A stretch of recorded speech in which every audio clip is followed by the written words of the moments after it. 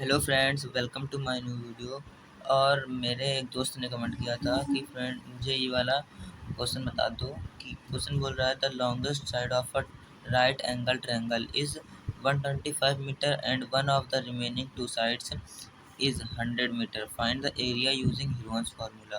Friends, ये Heron's formula वाला question है और इसमें हम लोगों को एक राइट एंगल ट्रायंगल दिया गया है। उसमें दो साइडें दी गई हैं।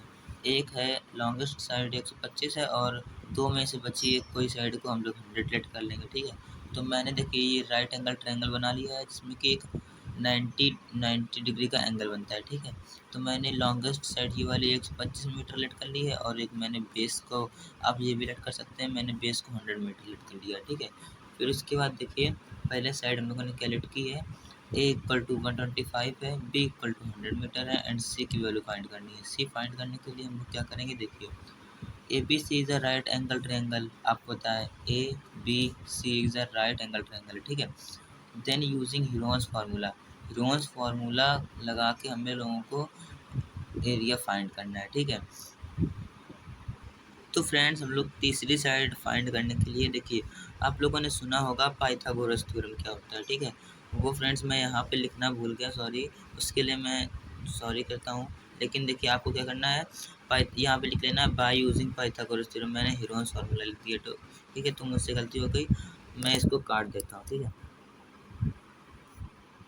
By using Pythagoras theorem. ठीक है,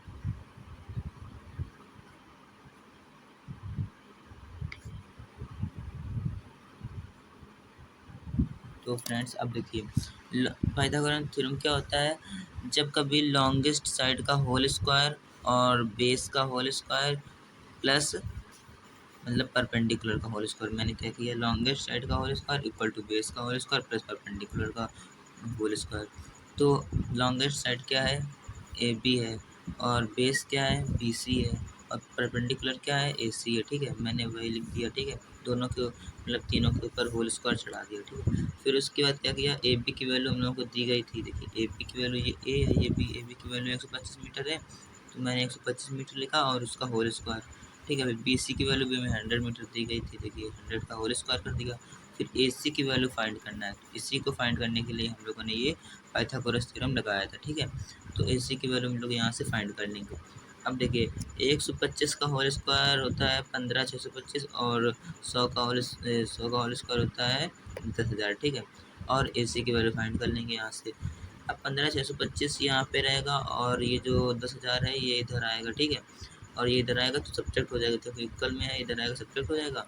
फिर उसके बाद यहाँ से जब सब्ट्रैक्ट करेंगे तो ये आएगा 5,625, और ये किसके इक्वल होगा, ए सी के, ए सी स्क्वायर के। मैंने ए सी को इधर ले लिया और 5,625 को इधर ले लिया। ठीक है, तो अब जब मैंने इसको ए सी स्क्वायर इक्वल टू 5,625 किया, फिर देखिए इधर मैंने क्या किया कि ए सी के ऊपर होल स्क्वायर था, देखिए ए सी के ऊपर होल स्क्वायर था, हैं? और यहाँ से जब होल स्क्वायर हटा तो इधर रूट बन गया। जब रूट बन जाता है तो फिर मतलब जब रूट बन जाता है तो हम लोगों को ये पता करना होता है ये किसका होल स्क्वायर है। तो यहाँ से जब मैंने रूट हटा के इसको निकाला तो ये 75 का होल स्क्वायर निकला। फिर उसके बाद हम लोगों ने तीनों साइडें हम लोगों को मिल गई। अब क्या करेंगे, हीरोन्स फार्मूला लगा के एरिया फाइंड कर देंगे डायरेक्ट। अब देखिए तीनों साइड जब मिल गई तो हम लोगों ने लेट कर ली sides, a equal to 125, b equal to 100 और सी इक्वल टू 75। अब तीनों साइड मिल गई तो हम लोग क्या सेमी पैरामीटर निकाल लेंगे जिसे एस से डिनोट किया जाता है। तो सेमी पैरामीटर का फॉर्मूला होता है A plus B plus C by two. A की वैल्यू 125, बी की वैल्यू 100, सी की वैल्यू 75/2। अब तीनों को ऐड कर दो और 300 आएगा, 300 से इसको तो दोस्तों 300 से जब इसको डिवाइड करेंगे तो आएगा कितना, 150, और 150 मीटर सेमी पेरीमीटर है। ठीक है, सेमी पेरीमीटर को एस से डिनोट किया जाता है। अब हम लोग क्या करेंगे, डायरेक्ट हीरोन्स फार्मूला लगाएंगे। हीरोन्स फार्मूला होता है रूट में S, S minus A, S minus B, S minus C, और ये ब्रैकेट में है। ठीक है, फिर उसके बाद जहाँ जहाँ पे एस है वहाँ पे ये पुट करा दो 150, क्योंकि 150 वैल्यू है एस की। ठीक है, और देखो यहाँ पे एस था, मैंने एस पुट कराया, उसके बाद ब्रैकेट लगाया, ये एस है, यहाँ पे पुट कराया, माइनस ए की वैल्यू क्या है, ये ए बी सी जो है ये साइड्स है। ठीक है, और ये 125 है, मैंने यहाँ पे पुट करा दिया। फिर बी की वैल्यू पुट करा दी और एस की वैल्यू पुट करा दी, फिर मैंने एस की वैल्यू पुट कराई और सी की वैल्यू पुट कराई। ठीक है, फिर सबको क्या किया, 150 तो ऐसे ही रहेगा और ये सब्ट्रैक्ट होकर 25 आ जाएगा, ये सब्ट्रैक्ट होकर 50 आ जाएगा और ये 75 आ जाएगा, ठीक है। फिर उसके बाद क्या करेंगे, जब ये सब इतनी बड़ी बड़ी वैल्यू आ गई, इसको रूट में लिखना है, मतलब रूट से हटाना है। तो क्या करेंगे, देखिए सभी को क्या करना है, आपको फैक्टर कर लेना। फैक्टर मतलब आप एलसीएम लेके इसके फैक्टर कर सकते हैं। 150 के मैंने फैक्टर किए तो आए हैं कितने, 2। तो फ्रेंड 150 के फैक्टर आए हैं 2 इंटू 3 इंटू 5 इंटू 5। आप कर लीजिए, देखो 2 3 टू 6, 6 5 30, 30 5 150, ठीक है। फिर उसके बाद 25 के फैक्टर 5 इंटू 5 और 50 के फैक्टर 5 इंटू 5 इंटू 2, 5 5 25, 25 को जा 50। फिर 75 के देखिए 3 इंटू 5, 3 5 15, 15 और 5 जा 75। फिर उसके बाद जब देखो सबके पेयर बन जाए, मतलब एक कोई इवन नंबर बन जाए, मतलब एक कोई जिससे कोई डिवाइड होता है इवन नंबर बन जाए, तो देखिए 2 एक मिल गया। फिर उसके बाद देखिए ढूंढिए कहीं पे 2 है दोबारा, ये है, ठीक है। 2 बार मिला है, तो जब 2 बार मिला है तो रूट से जब बाहर आएगा तो एक टाइम लिखा जाएगा। फिर उसके बाद 3 देखिए कितने टाइम है, 1 2, ये भी 2 टाइम है, ये 2 टाइम मिला है तो ये भी एक बार आएगा रूट से, ठीक है।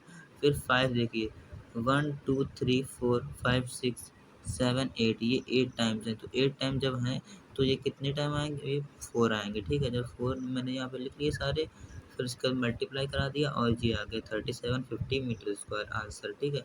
और अगर ये कोई ऑड नंबर होता तो वो रूट में ही रहता, मतलब मान लो 2 3 मतलब जो 2 हैं वो 3 टाइम्स होते, तो यहाँ पे देखो ये 35 50 और रूट 2 रहता आंसर, ठीक है। ऐसा होता है।